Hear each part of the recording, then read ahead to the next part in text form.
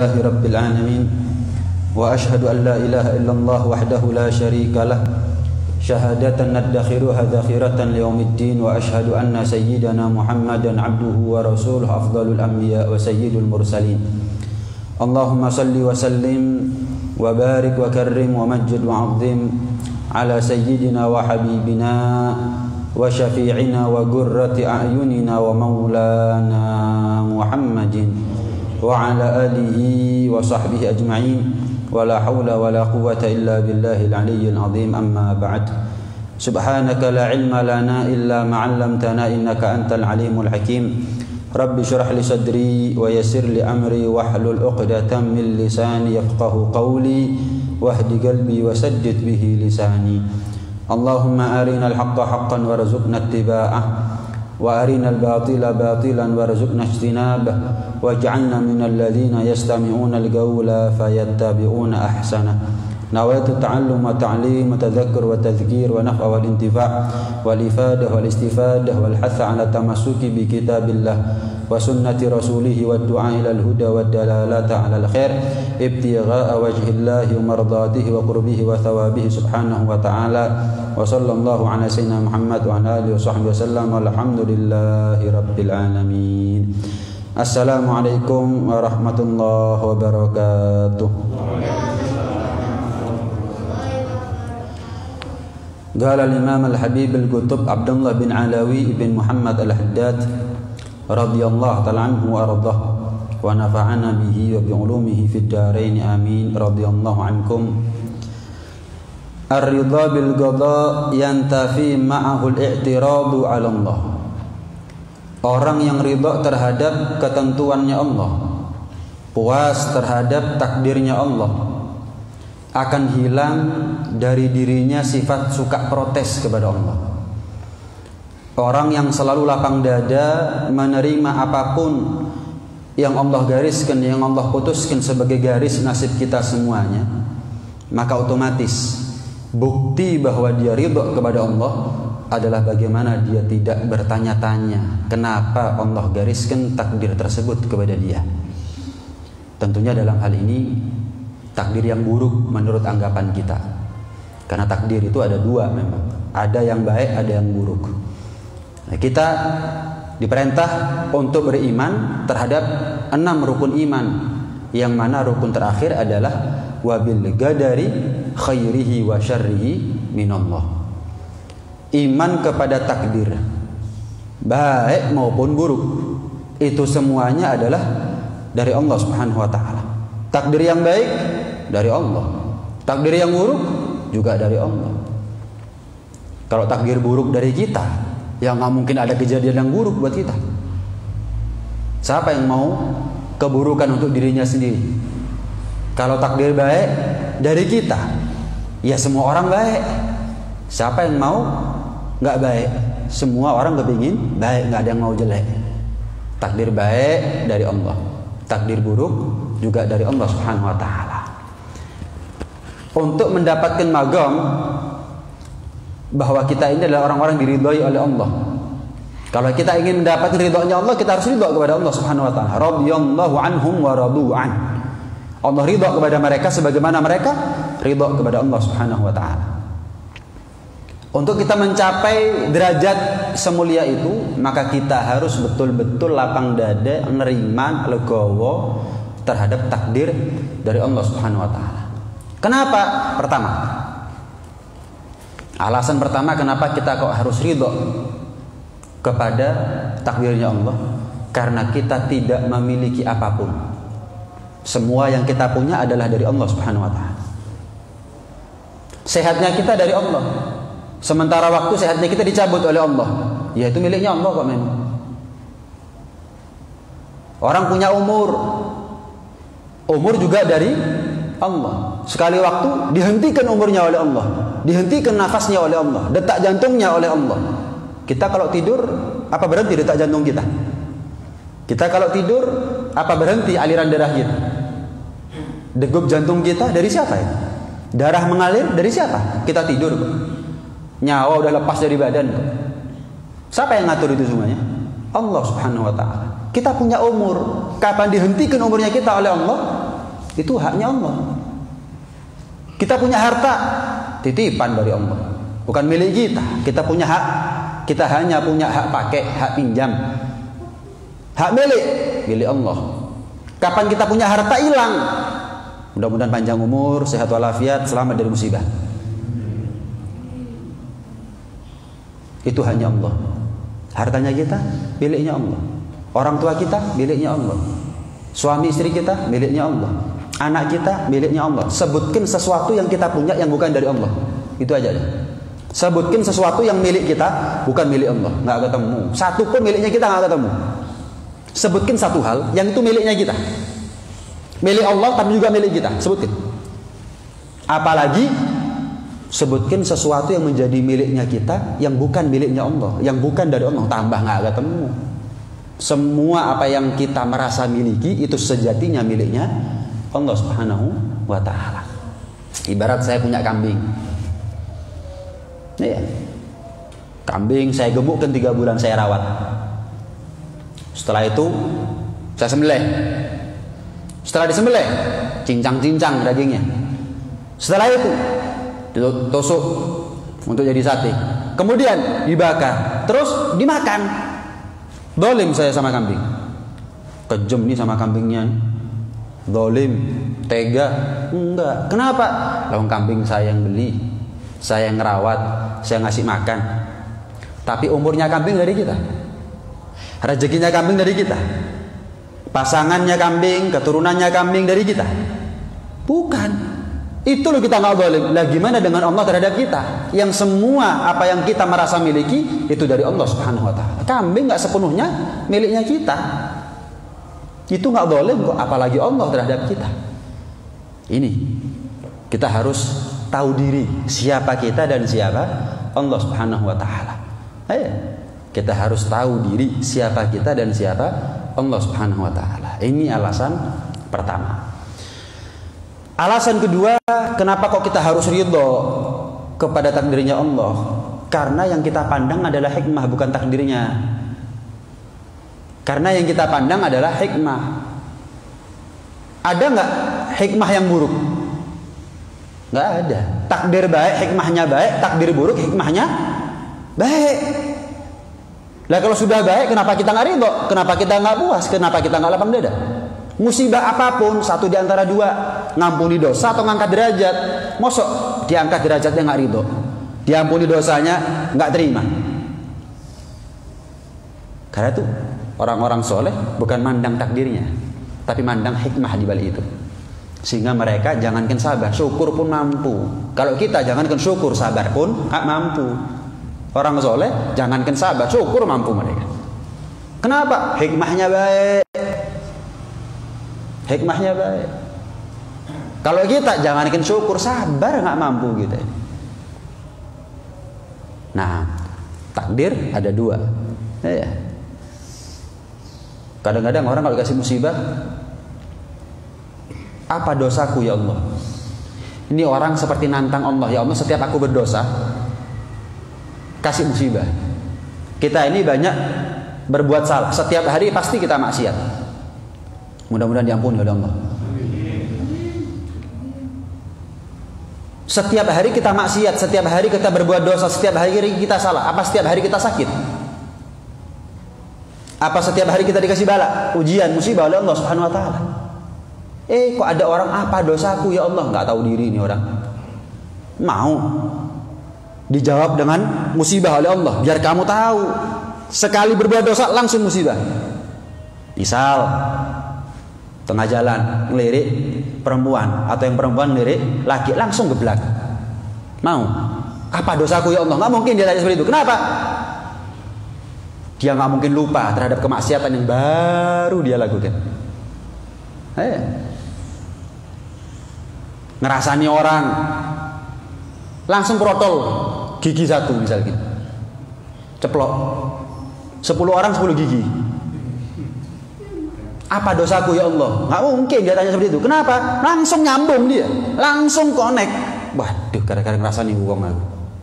Langsung mau, nggak ada yang mau. Makanya kalau kita ini dikasih musibah oleh Allah, kita nggak minta musibah ya, tapi kan satu hal yang pastilah, kita ini pernah mengalami yang namanya ujian dari Allah Subhanahu wa taala. Enggak ada jalan buat kita kecuali ridho, puas, legowo, lapang dada, neriman kepada Allah Subhanahu wa taala. Alasan yang ketiga, karena kita hidup di atas dunia. Kita hidup di atas dunia. Dunia ini darul ibtila. Dunia ini adalah tempatnya bala, tempatnya ujian, tempatnya musibah. Artinya kalau kita mencari sesuatu ketenangan di atas dunia, itu mencari sesuatu yang mustahil. Nyari tenang kok di dunia. Tenang itu di surga. Wala nabluwannakum bi syai'in minal khaufi wal ju'i wa naqsin minal amwal wal anfusi wa thamarat wa basyiris sabirin alladziina idza asabatuhum musibah qalu inna lillahi wa inna ilaihi raji'un. Allah itu sampai sumpah 2 kali. Wala nabluwannakum, sungguh dan sungguh, sumpah dan sumpah, kami Allah pasti akan menimpakan kepada kalian Bani Adam yang namanya satu musibah, bala, ujian. Bisa berupa rasa khawatir, takut, cemas, bisa berupa kehilangan nyawa, baik nyawanya dia, orang terdekatnya dia, bisa berupa kehilangan harta, bisa berupa gagal panen. Wa basyiris sabirin, berikan kabar bahagia wahai Muhammad kepada mereka yang sabar. Siapa itu? Inna lillahi wa inna ilaihi raji'un. Mereka yang dalam hati dengan penuh ketulusan dan tahu diri, inna lillah, kami ini miliknya Allah. Nah, kita ini kalau baca doanya Rasulullah, ya, atau bacaan-bacaan dalam Islam, kalau kita tahu artinya itu dalam bagaimana tidak, kalimat inna lillah wa inna ilaihi raji'un itu adalah kalamnya Allah. Dalam, kami ini miliknya Allah. Bayangkan, jangankan kita memiliki sesuatu, kita ini nggak memiliki diri kita sendiri. Siapa pemilik kita? Kita, Allah. Jangankan kita memiliki sesuatu, kita ini bukan pemilik terhadap diri kita sendiri. Inna lillah, kami miliknya Allah. Wa inna ilaihi raji'un, kami kepada Allah akan kembali. Apa itu maksudnya? Bertanggung jawab.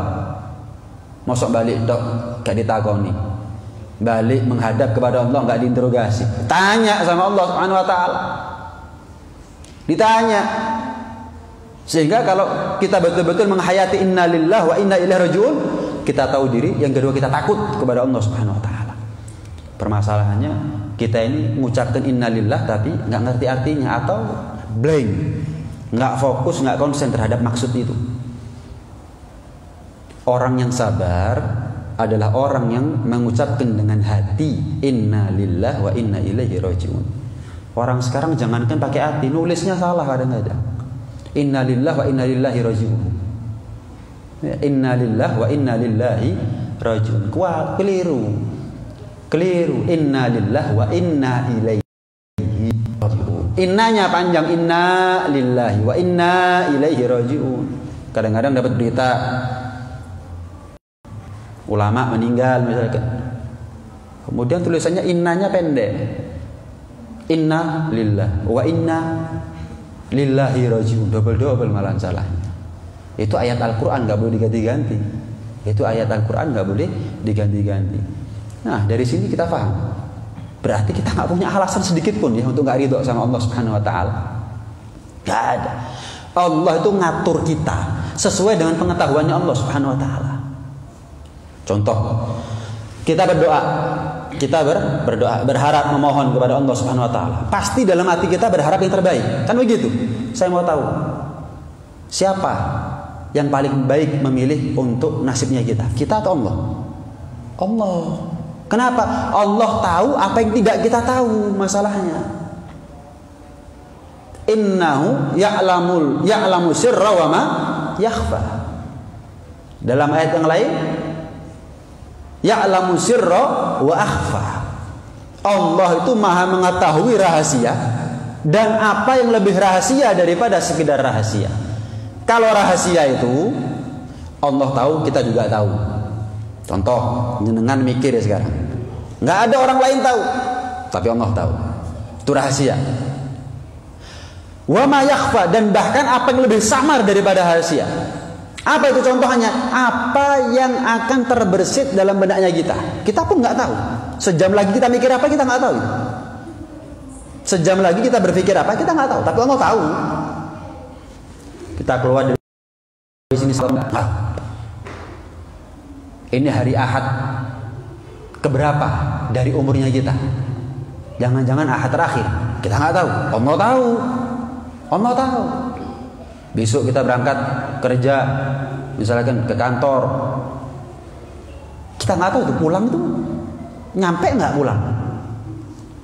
Walhasil ada yang kita tahu, Allah pun tahu, ada yang Allah tahu bahkan kita pun nggak tahu. Nah, berarti kalau kita ngurusi sesuatu, kalau kita ngurus sesuatu, paling enak ngurus sendiri apa diurusin orang sebetulnya. Kita membangun ruko dah, ruko. Oh, ruko itu butuh arsitek, gambar sendiri kita. Diuruskan orang paling enak. Ngurus izin, diuruskan orang paling enak. Keluar masuk kantor, birokrasi, ketemu ini, ketemu itu, dari meja yang satu ke meja, wah ruwet, diuruskan orang.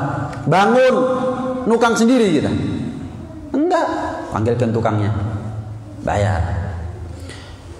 Kita ngandalkan makhluk. Makhluk itu nggak tahu siapa kita, nggak tahu apa yang terbaik buat kita. Tapi kita pasrah. Bagaimana mungkin kita ini tidak setuju dengan apa yang diatur oleh Allah Subhanahu Wa Taala, sementara Allah tahu apa yang tidak kita tahu, apa yang terbaik buat kita. Jadi paling enak nyenden itu sama Allah. Itu paling enak, bukan sama makhluk. Ya kita butuh sama makhluk, tapi di sisi lain kita nggak butuh sama makhluk. Kita butuh makhluk sosial, tapi di sisi lain dalam hati hakikatnya kita nggak butuh. Mereka ini perantara saja, alat saja sebetulnya. Jenengan bukan butuh kepada saya, jenengan butuh kepada ilmunya. Hanya saja Allah peralat saya untuk menyampaikan, itu aja. Saya butuh panjenengan bukan kehadirannya, bukan sekedar kehadirannya, tapi manfaatnya. Untuk menjadikan orang itu manfaat, Allah bukan ilmunya. Bukan karena saya misalkan apa alim, misalkan wah ulama gede, belum tentu. Tapi yang bisa ngasih manfaat Allah Subhanahu Wa Taala. Itu yang kita harapkan. Ya kita sebagai makhluk sosial pasti butuh, tapi di sisi yang lain ya nggak butuh sih. Kenapa? Saya lebih butuh kepada Allah Subhanahu Wa Taala. Itu gambarannya. Sama seperti anak umur 6 tahun minta duit 6 juta. Masa dikasih? Kalau perlu bapaknya punya uang 6T, adalah cuma 6 juta, masa nggak dikasih? Ya tetap nggak dikasih. Bukan karena nggak punya duit, tapi kenapa? Lah umur 6 tahun dia nggak tahu betapa bahayanya umur 6 tahun megang duit 6 juta. Bisa ditipu orang, dipermainkan orang, diculik orang, terancam nyawanya, dirampok, paham ya? Jadi ketika ayah tidak memberikan, justru itu pemberian. Justru itu tanda kasih sayangnya justru. Bukan karena orang tua nggak mampu, bukan karena Allah nggak mampu, ijabah doanya kita sangat mampu. Apa yang kita minta remeh? Paling Innova, paling mama tingkat. Gampang, nggak kurang. Kalau kita ngandalkan makhluk, kolaps kadang-kadang dengan apa yang kita minta. Marah makhluk kalau banyak kita tuntut. Allah justru senang kalau kita minta kepadanya. Nggak kolaps Allah, nggak bangkrut Allah, nggak terbatas kekayaannya Allah. Tapi Allah nggak ijabah kepada kita. Kenapa? Dzaka ainul ata, kata ulama, itulah intinya pemberian. Kenapa? Ketika kita minta yang terbaik, Allah tahu apa yang terbaik buat kita. Allah yang wa asa an takrahu syai'an wa huwa khairul lakum wa asa an tuhibbu syai'an wa huwa syarrul lakum wallahu ya'lamu ma la ta'lamun. Apa yang kita anggap baik kadang buruk. Apa yang kita senang kadang jelek. Wallahu ya'lamu ma la ta'lamun, dan Allah tahu apa yang kamu enggak tahu. Tuh dalam Al-Qur'an Allah bilang begitu. Berarti kapan kita minta apa yang terbaik ya Allah? Pasrah. Takdir buruk, apa yang kita minta nggak dikasih, itu yang terbaik dari Allah Subhanahu Wa Taala. Orang tua sakit. Contoh, mudah-mudahan panjang umur orang tua kita semuanya, sehat walafiat. Yang meninggal mudah-mudahan diampuni dosanya, diangkat derajatnya, diterima amal ibadahnya oleh Allah. Orang tua sakit, minta sembuh, meninggal. Takdir buruk gak itu? Buat anak takdir buruk. Kan begitu ya? Masa ada anak bilang takdir baik orang tuanya meninggal? Takdir buruk. Manusiawi, gak ada masalah. Tapi kalau dia ridho dengan Allah Subhanahu wa taala, dia tahu ini yang terbaik dari Allah Subhanahu wa taala. Tinggal bagaimana dia husnudzon. Apa ya baiknya ya? Apa ya hikmahnya ya? Allah yang paling tahu. Nggak perlu kita tuntut apa hikmahnya Allah, tampakkan, nggak tahu kita. Tapi kita dituntut untuk husnudzon kepada Allah Subhanahu wa taala. Seperti saya bilang tadi, orang tua kita bukan miliknya kita masalahnya. Miliknya Allah. Ketika Allah gariskan nasib sesuatu yang tidak kita harapkan, berharapnya sembuh, kok meninggal. Wah, itu sudah bukan ranahnya saya, itu urusannya Allah. Cuman yang jelas saya minta yang terbaik dari Allah. Allah paling tahu apa yang terbaik buat saya dan orang tua saya. Itu gambarannya. Itu gambarannya. Karena itu dalam hadits qudsi Allah Subhanahu wa taala pernah berfirman begini. Wa inna min ibadiyal mu'minin laman la yasluh imanu illa laghina walau afgartuh lafsadahu dzalik. Wahai Muhammad sallallahu alaihi wasallam, ketahuilah sesungguhnya ada di kalangan hambaku itu orang-orang yang beriman, yang kalau aku kasih kepada mereka kaya malah rusak, imannya malah rusak. Kalau aku kasih mereka kaya malah jauh dari aku, malah jauh. Ada sebagian daripada mereka yang kalau aku kasih fakir malah rusak. Kalau aku kasih cukup, aku kasih kaya, dia bersyukur. Dia bersyukur. Ini sering terjadi. Gini, kadang orang ketika sukses lupa dari Allah. Sengaja sama Allah dibuat morat-marit hidupnya. Tapi tujuannya apa? Bisa, roh kan makhluk. Bisa ya, kamu tahu kan kenapa aku morat-maritkan urusannya kamu? Riba misalkan. Ya. Kemudian rumah tangga yang tidak dididik dengan didikan Islam misalkan. Anak ganyang, kenapa? Nggak ada ilmu di rumahnya, nggak ada amal soleh di rumahnya, nggak ada Al-Quran di situ, nggak ada kehidupan Rasulullah hidup di rumahnya dia. Ganyang kan? Dibuat marit-marit sama Allah. Mentok jeduk baru, ya Allah, nangis tengah malam. Ini yang dituju oleh Allah Subhanahu wa taala. Ini targetnya sudah. Jadi ada orang yang kaya sengaja dibuat melarat sama Allah. Bisa riba omane ya kan? Renteno lagi kamu. Ya, main bank lagi kamu. Sengaja tapi hati-hati, ada orang kaya main bank tapi dibiarkan kaya. Kenapa? Berarti dia tidak termasuk daripada hamba Allah yang beriman. Kan Allah mengatakan tadi apa? Sebagian hambaku orang yang beriman, yang kalau aku kasih kaya dia tambah rusak, aku sengaja melarat. Biar apa? Tetap imannya, tetap baik. Ada sebagian dari mereka yang kalau aku kasih melarat malah rusak, aku biarkan kaya, biar tetap imannya. Kalau ada orang kaya main bank misalnya, kemudian tambah kaya, tapi gak tahu kata di masjid, pengajian gak pernah datang. Kemudian istrinya buka aurat, anaknya juga begitu, ini dan itu. Oh, ini bukan termasuk hamba Allah yang beriman. Kenapa? Dibuat kaya kok nggak tambah dekat kepada Allah. Oh, berarti bukan. Orang yang beriman dibuat kaya, tambah kaya, tambah kaya, tambah kaya, tambah dekat kepada Allah. Sayyidina Utsman bin Affan, Sayyidina Abdurrahman bin Auf, kan begitu. Ada orang sengaja dibuat miskin, tapi tambah mantap keyakinannya kepada Allah. Siapa? Banyak. Uwais Al-Qarni contohnya. Tambah melarat, tambah nggak noleh 11 sama dunia. Bukan tambah melarat, tambah melek. Tambah melarat, tambah belas, gak noleh sama dunia. Betul-betul fokus kepada Allah Subhanahu wa taala. Uwais Al-Qarni kan begitu. Malam ini malam berdiri sampai hampir subuh. Uwais Al-Qarni itu. Malam ini malam berdiri sampai subuh. Besok malam ini malam rukuk sampai hampir subuh. Gak dikhatamkan sholatnya sampai salam, kecuali mepet sama subuh. Tahajudnya tuh gitu. Ini malam sujud 2 jam, 3 jam, tabarruk. Betul-betul merendahkan diri di hadapan Allah, nangis dalam sujudnya. Mepet subuh baru salam. Dilanjutkan sholatnya. Padahal melarat. Kadang-kadang makan itu saingan sama anjing di tempat sampah.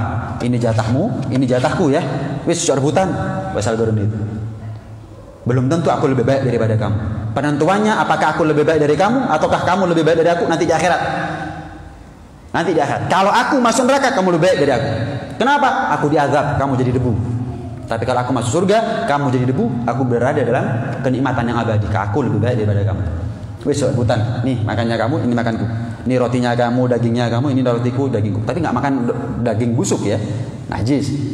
Tapi kan ada yang sudah nggak layak konsumsi buat orang, kemudian dibuang, dimakan. Kadang-kadang roti dan seterusnya. Itu yang dimakan. Itu yang dimakan sama Ustaz Goni. Tambah melarat, tambah fokus kepada, tambah belas, nggak noleh sama dunia sudah. Nggak tertarik sama sekali sama urusan dunia. Subhanallah. Tuh, subhanallah. Hah? Apa sebab? Kalau sudah dibuat melarat, tambah iman. Dibuat kaya, tambah iman. Jarang tadi masalahnya. Tambah suki, tambah iman ini jarang masalahnya.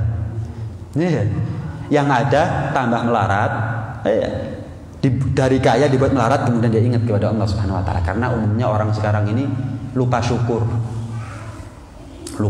sehingga tambah kaya, tambah lancar urusannya, tambah lupa dari Allah Subhanahu Wa Taala. Oh, ini karena peros keringet ini karena siang jadi malam, malam jadi siang, ini banting tulang ini, kepala jadi kaki, mana syukurnya itu? Nggak ada syukurnya. Tapi kalau sudah dibuat jatuh bisnisnya, ya Allah, nah itu yang dituju oleh Allah Subhanahu Wa Taala. Itu yang dicari oleh Allah Subhanahu Wa Taala. Nah, cuman bukan berarti ridho itu kemudian, misal ibarat rumah kebakaran itu ridho ya, udah ya, diam ya, jangan lari ya. Bukan. Gudang dari pabriknya dia kebakaran, jarno wis barisin di jero, jarno kobong kabeh. Kita ridho. Sakit dirasa-rasakno, kita ridho, ya Allah kita ridho, bukan begitu. Namanya ridho itu apa? Wa yabqa ma'ahu talab lima yanbaghi ayyutlab. Orang itu kalau ridho kepada Allah, yang ternafikan hanya sifat suka protes. Sehingga orang kalau ridho, yang tersisa setelah ternafikan sifat protes hanya minta kepada sesuatu yang pantas untuk diminta. Memohon perlindungan dari sesuatu yang kita pantas memang untuk berlindung darinya. Wajar itu. Bodoh kepingin pinter, belajar. Kan begitu. Melarat kepingin kaya, kerja, kan begitu. Ya.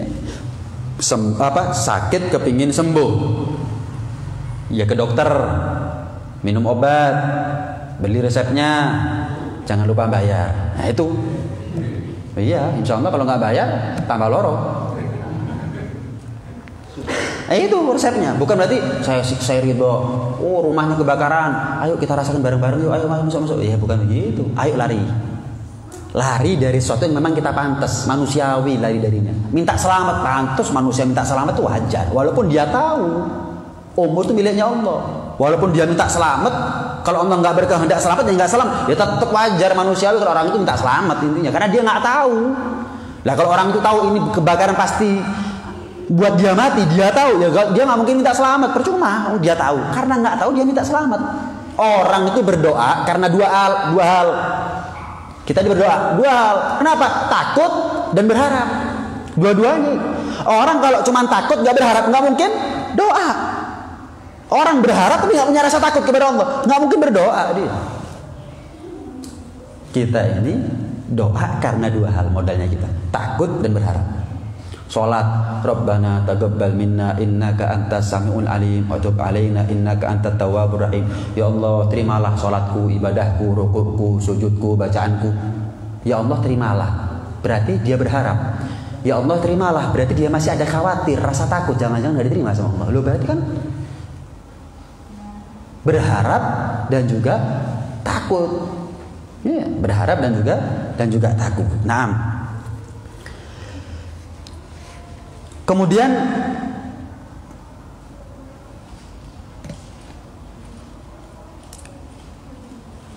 menjadikan takdirnya Allah sebagai apa? Hujjah. sebagai alat buat kita untuk dalam tanda kutip menyerang Allah. Contoh. Gampangannya begini. Ada orang nyuri, nyopet, ketangkep. Terus ditanya, "Lapo nyopet kon iki? Ngapain kamu ini nyuri?" Ya nggak tahu, Allah. Coba saya nggak ditakdir nyopet, nggak nyopet. Ya saya butuh makan. Coba Allah kasih saya makan. Iya betul sih. Hakikatnya takdir itu dari Allah. Kita selamat nggak selamat, kita punya akhlak baik atau buruk, urusannya Allah. Surga neraka urusannya Allah. Betul sih. Cuman kita ini bukan seperti kapas. Kalau kapas nggak punya hak pilih, dibawa angin ke barat dia nggak bisa ke timur. Angin ke barat ada kapas, anginnya ke barat dia ke timur itu nggak ada. Angin ke timur dia nggak bisa ke barat. Nggak punya hak ikhtiar kalau kapas itu. Lah kita kapas lah. Enggak, kita ini manusia. Langkah kita kemana Allah tahu. Itu yang namanya takdir. Itu yang namanya takdir. Bukan berarti kalau kita melangkah satu langkah Allah kaget begitu. Loh, ternyata ke sini. Enggak. Loh, mestinya enggak ada mestinya kalau buat Allah. Loh, kok iso? Enggak ada kok iso kalau buat Allah. Itu takdir. Tapi kita punya hak untuk ikhtiar. Kan begitu?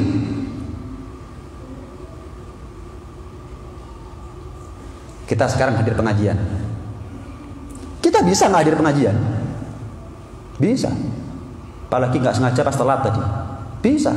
Wah, mumpung kurung teko. Misalnya. Bisa kita. Rumah nonton TV.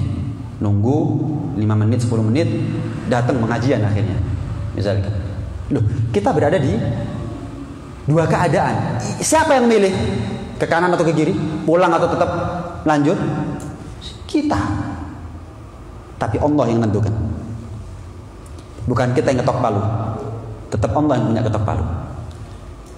Jadi orang itu nggak bisa kemudian dia nyalahkan Allah dari takdirnya. Loh kan Allah kasih pilihan kepada kita. Mau taat, nih surga jalannya begini, nih neraka jalannya begini. Kita maksiat sekarang, bisa maksiat sekarang, bisa. Misal, walaupun kita di masjid, rasan-rasan, ya bisa. Kita mau taat, mau maksiat, kita yang menentukan. Jalannya disediakan Allah. Cuman sekalipun kita yang menentukan, Allah tahu kemana ujungnya kita ini kita tahu. Allah tahu, itu aja bedanya. Tapi bukan, kan besar ya perannya Allah. Ketok palunya Allah tetap ya. Kita punya hak memilih, tapi sehebat apapun kita memilih dan berusaha, Allah yang ketok palu. Ini cukup alasan buat kita kenapa kita harus tetap takut sama Allah SWT. Kenapa? Lah ketok palunya Allah. Husnul khotimah. Kita berusaha nih istiqomah, sholat, qiyamul, puasa, Senin Kamis. Tapi husnul khotimahnya ini Allah yang punya ketok palu. Wah, takut kita kepada Allah SWT. Itu kan terus ya nggak tahu Allah. Lah Allah takdirkan saya kumpul sama orang nggak bener, jadinya nggak bener. Coba Allah kumpulkan saya sama orang-orang baik, saya jadi orang baik. Kok nyalakan Allah?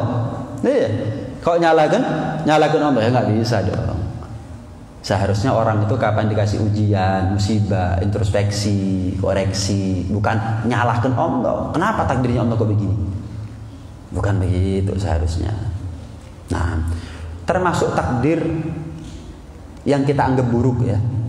Yang kita anggap buruk itu adalah kapan kita menerima cacian, makian dari orang, pandangan miring dari orang, anggapan negatif dari orang. Itu takdir buruk buat kita. Tapi ketahuilah, hakikatnya yang mentakdirkan itu siapa? Allah. Alsinatun nas aglamul haq. Lesannya manusia, mulutnya manusia ini itu penanya Allah. Artinya Allah yang menyuratkan takdir itu di atas garis nasib seseorang. Oh saya, contoh, kurang apa juga Rasulullah SAW? Kurang ujian apa nih Rasulullah? Kurang sempurna apa Rasulullah? Abu Jahal, Abu Lahab, iya. Wah, top-topnya orang kafir. Kalah Fir'aunnya Musa sama Abu Jahal. Kalah Fir'aunnya Musa itu. Fir'aunnya Musa itu masih sempat Mau apa? Tobat saking. Innallaha la yaqbalu taubata 'abdin ma lam yugharqir. Allah terima tobat seseorang kecuali kalau sudah nyawa roh itu sampai di kerongkongan. Sekalipun nyawa sudah sampai kerongkongan, itu itu Fir'aun sempet. Aku iman sama Tuhannya Musa dan Harun. Aku iman sebagaimana imannya Bani Israel. Tapi telat. Tapi sempat. Abu Jahal ketokon kayak gini ya. Kalau mau penggal kepala saya kepada Abdullah bin Mas'ud, sahabat Nabi, penggal di sini. Biar aku kalau kamu bawa kepalaku di hadapan Muhammad, ketok cecek. Jangan di sini. Kalau di sini karena ada leher, nanti dingkluk. Lihat, ayo. Fir'aun itu sempat tobat. Ini Abu Jahal ini, Fir'aunnya Fir'aun ini. Ketok kayak gini, bayangkan ya. Ketok di sini. Gorok ada di sini. Jadi taruh depannya Muhammad, ketok gagah. Itu ucapannya Abu Jahal. Jangan di sini, nanti dingkluk saya. Hidung saya nyentuh tanah nanti. Bayangkan nih. Bayangkan nih. Subhanallah. Ya? Rasulullah yang musuh, yang nyaci, yang maki, yang mandang miring, yang mandang negatif. Wah, nggak bisa dihitung. Apa? Yang betul kita dianggap miring itu wajar. Rasulullah nggak pantas. Buat orang seperti kita ini, nggak dicaci sudah bagus itu. Kalau kita mau jujur ya, gak dilono wong sapi bisa. Jangan berharap dipuji sudah. Banyak berharap itu, banyak kecewa. Sebelum kita berharap, sesiap apa kita untuk kecewa? Banyak ngarep, banyak kecewa. Lah siapa kita? Rasulullah itu paling pantas-pantasnya orang untuk ngarep. Nggak ngarep. Sehingga ketika beliau dicaci sama orang bisa sabar. Kenapa? Lalu nggak ngarep kok. Berharapnya kepada Allah, hidayah ya Allah, hidayah. Begitu, bukan pujiannya orang.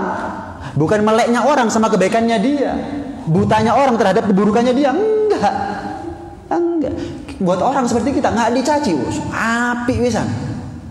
Saya contohnya, setiap minggu dikasih kesempatan untuk ngajar di sini. Ya Allah, saya. Jenengan nggak muji saya. Alhamdulillah. Wis. Pokok aja ngilokno. Istilahnya begitu. Kenapa? Waduh. Ya walaupun pantas dilokno, sik durung iso sabar kadang-kadang. Padahal Rasulullah itu palingnya orang nggak pantas dilokno, sabar. Itulah fungsinya Rasulullah, qudwah, uswah.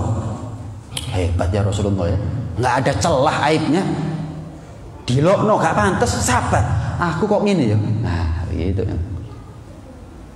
Pernah sekali waktu Sayyidina Husain, cucu Rasulullah SAW. Cucu yang sering dipangku sama Rasulullah, dikecup bibirnya dengan bibir mulia Rasulullah SAW. Bahkan ketika sholat Sayyidina Hasan, Sayyidina Husain digendong sama Rasulullah.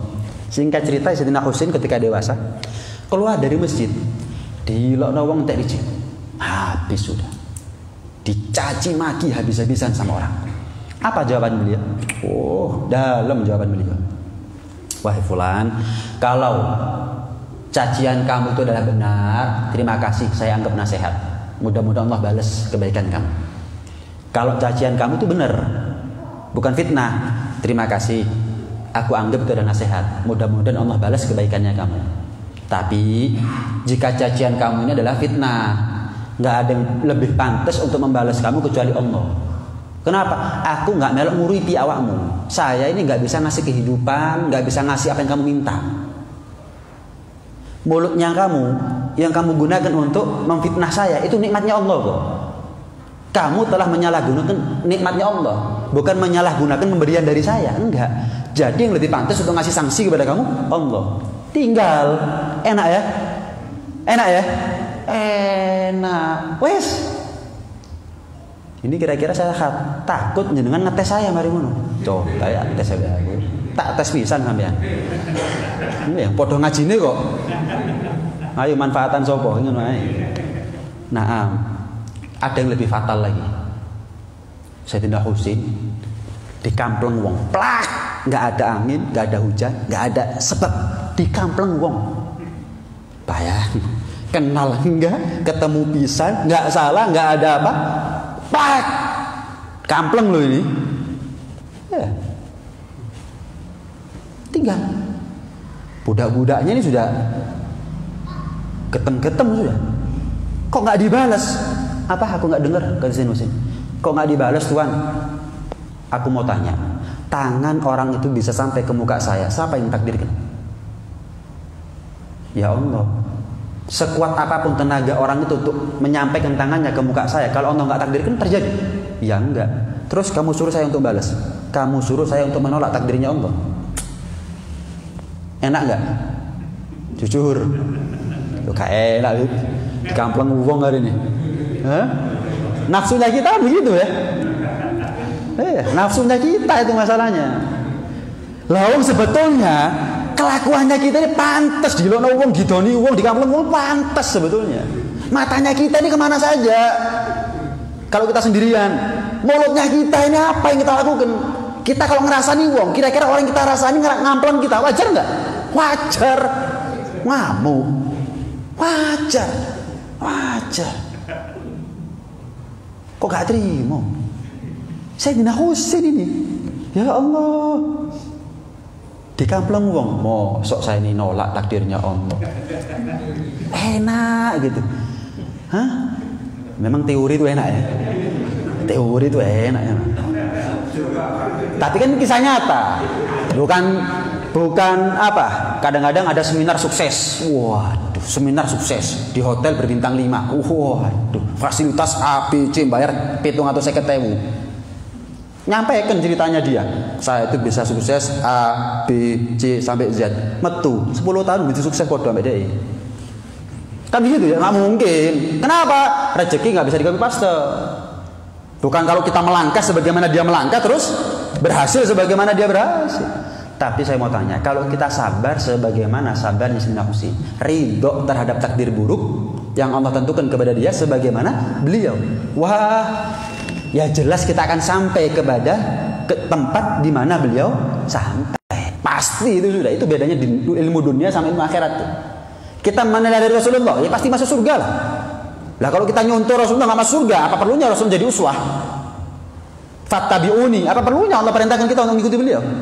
Nih, gampangannya begini. Kalau ada orang ngamuk-ngamuk depannya kita, ngamuk-ngamuk, muka merah, mata merah,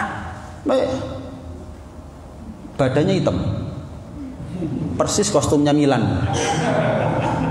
Wah, mencak-mencak, tangan ke atas, muru mulutnya, gak ono titik, gak ono komai. Wow, terus kita tenang, pegel nggak dia? Kering ketengok ya sih. Terus diset, misal itu film disetel. Sing ketok elek sapa? Yang malu dengan peran protagonis dan antagonis siapa? Itu cerminan. Waduh elek ya. Salah wis ireng. Nah, misalnya ini. Kita nggih, ngapunten, mohon maaf. Orang masuk muji yang ngamuk-ngamuk. Kendel rek wong iki rek. Tatak. Enggak kan? Orang muji kita kan. Walaupun kita nggak boleh ya berharap pujiannya orang. Cuman itu bonus gitu loh. Pasti sudah. Orang sabar itu berat. Makanya sabar itu namanya akhlak. Kalau sabar itu ringan nggak termasuk akhlak. Kalau ringan namanya bukan sabar. Kalau sabar nggak termasuk akhlak, ya nggak jadi cerita Rasulullah sabar, Sayyidina Husin sabar, nggak jadi cerita. Sabar gledek, tak pikir opo sih Pak no sabar. Lu sabar tak pernah. Ngamuk sing gampang. Bales itu yang gampang. Kadang-kadang ada orang ngomong gini, saya ini Bib, kalau ada orang baik sama saya, wow, saya bisa lebih baik dari dia. Tapi Bib, dia orang jahat sampai aku. Pisannya kan jahat sampai aku. Kayak jahat mana kan sampai aku. Saya bisa lebih jahat dari dia. Ini ucapannya siapa ini? Niru siapa orang ngomong seperti ini? Hah? Niru siapa? Niru siapa? Jahat. Paku mlebu wetengmu. Waduh, kok bangga dia ngomong seperti ini? Paku masuk umurmu gak dawa, jahat sampai aku. Waduh. Apa maksudnya orang ngomong seperti ini? Ada enggak tadi? Ada enggak orang seperti ini? Mana orangnya?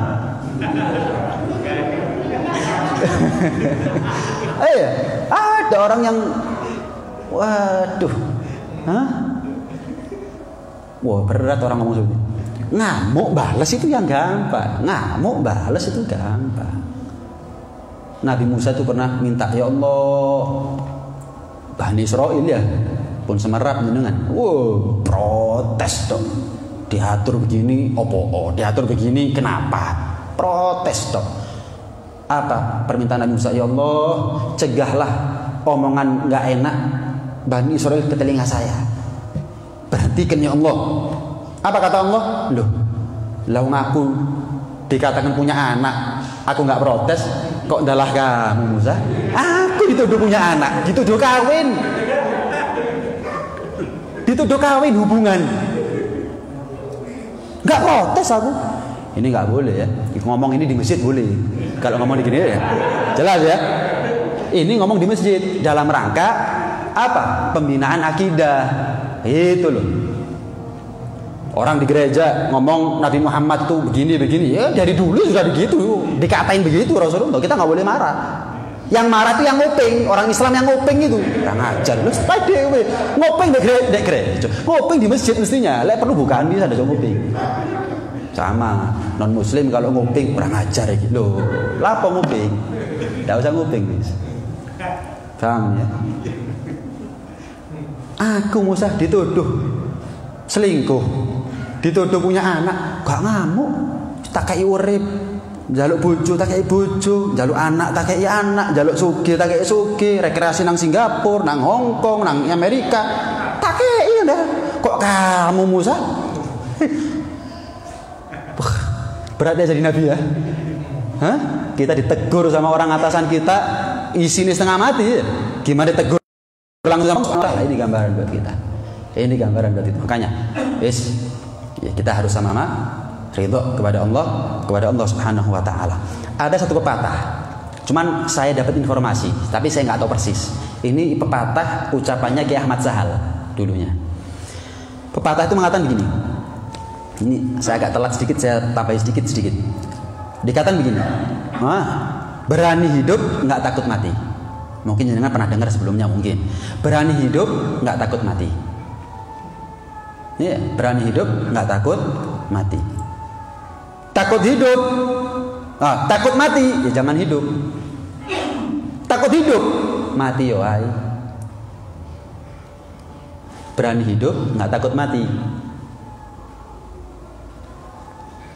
Terus apa tadi? Takut mati, ya jangan hidup. Takut mati, jangan hidup. Takut hidup, matilah saja. Mati aja. Ya inilah hidup. Nggak mungkin enak atau pasang nggak pernah surut. Nggak mungkin. Itu surga itu pasang. Nggak mungkin. Di dunia enak atau sesuai harapan kita. Oh lali kita sama Allah. Usaha berhasil, upaya berhasil, lupa kita dari Allah Subhanahu Wa Taala. Ini ya. Karena itu kemudian kan begini ya. Kalau kita bahas masalah sabar, omongannya orang itu, kita hadir pengajian, rugi kalau kita ini hadir pengajian, ternyata hanya bisa membalas kejahatan dan kejahatan, itu rugi. Kita ini belajar tahunan, saya misalnya ngajar tahunan, ngeletek, dilokno wong mangkel, wah ngeletek. Apa pentingnya kita belajar kalau ternyata kita sanggupnya hanya membalas kejahatan dengan kejahatan? Mana manfaat daripada ilmunya? Mana manfaat daripada ilmunya? Balas dendam terbaik itu adalah ketika kita bertingkah sopan di hadapan orang yang jahat sama kita. Itu paling. Kenapa? Satu, dia malu sendiri. Yang kedua, mungkin kalau sudah datang hidayah, dia akan minta maaf kepada kita. Akhirnya koncoan wis. Bukan seperti orang sekarang, petung turunan tak haram no anak putuku mlebu nang omahe. Koyok duwe putu. Kerabi turu badan. Apa omongan apa orang seperti ini? Tapi kalau kita ada orang ngamuk, kita senyum, satu dia pasti malu sendiri. Ini ya kisinan. Itu balas dendam. Kan kita dalam tanda kutip balas dendamnya ya. Kan kita kepingin balas dia, tapi ojo jahat. Dengan apa? Akhlak. Ngantem akhlak itu. Wo jeru, gak mek rai tok. Ati juga kena kurang ajar izin lah. Mungkin ketika pertama mungkin dia gengsi, minta maaf sih. Mulai dewe, lapo aku ngamuk, susu aku ngamuk. Saya sih salah paham. Mungkin dia nggak lama datang ke rumah kita, lek perlu bawa buah, minta maaf. Wah sudah begitu, clear, mari wis. Nggak tahun-tahunan. Kita salah, ya wajibnya minta maaf. Kita bener, apa salahnya minta maaf? Kita lebih suci daripada Rasulullah SAW. Mau tahun-tahunan, nah, nggak nyopo tahun-tahunan, pengkerengan tahun-tahunan, crash terus tahun-tahunan. Mau sampai kapan? Apa haknya kita itu?